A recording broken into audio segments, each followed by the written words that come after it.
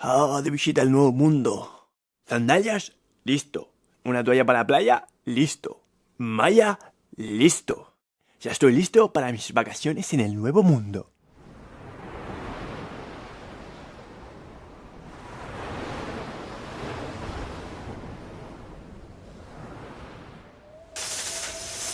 Recorcholis.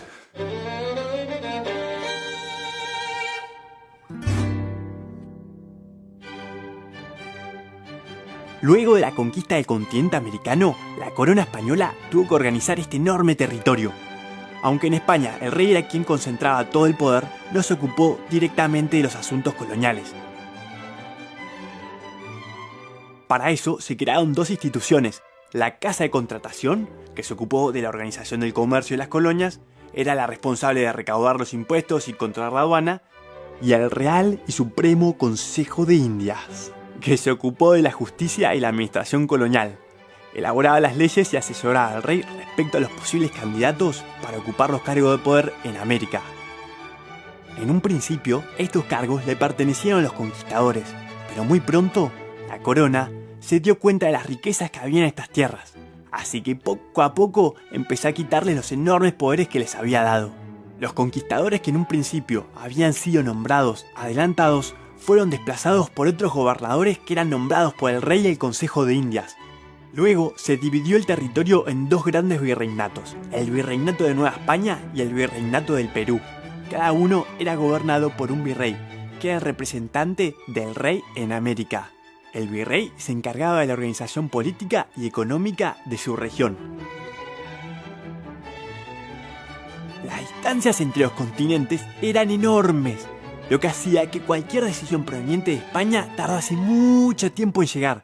Tanto es así que las autoridades españolas en América solían desobedecer respetuosamente las órdenes del rey. Se acata, pero no se cumple, se solía decir.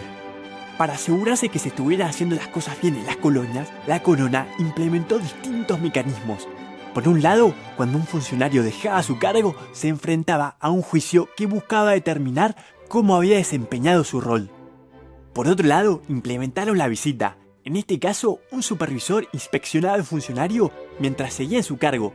Los visitadores elaboraban un informe secreto detallando la situación en las colonias.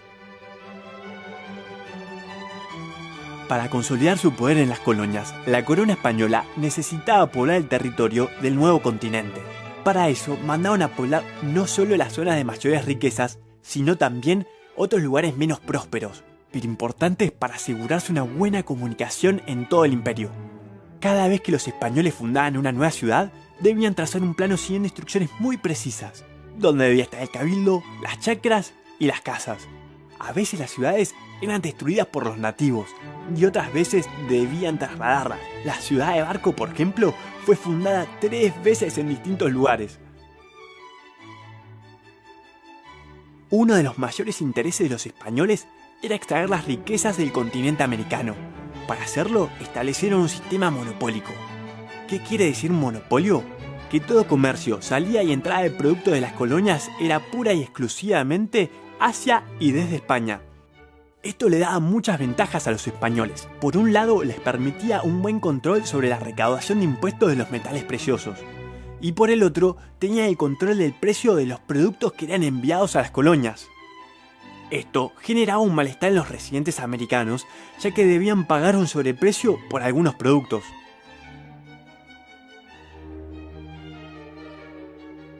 Dos veces al año salía una flota de barcos que permitía enviar mercaderías de un continente a otro. Esta flota consistía de varios barcos mercantes protegidos por galeones, grandes barcos de guerra. De esta forma evitaban los ataques de barcos piratas. Los barcos que partían de España se dirigían al Caribe. Luego, algunos iban hacia Veracruz en México y otros a Portobelo en Panamá. De ahí se cargaban las mercaderías en mulas y se las cruzaba hasta el Océano Pacífico, donde se volvían a cargar en barcos que se dirigían hacia el puerto de Lima. Finalmente, eran transportadas una vez más en mulas hacia los diferentes pueblos. Este largo viaje era muy caro y hacía que los precios de los productos lleguen hasta las nubes. Las actividades económicas más importantes que desarrollaron los españoles en las colonias fueron el comercio y la minería. La mina de plata más grande de todo el continente se encontraba en la ciudad de Potosí. Esto transformó a la ciudad en una de las más ricas y pobladas de todas. La riqueza de Potosí permitió que las economías de los diversos territorios que se encontraban a su alrededor crecieran enormemente.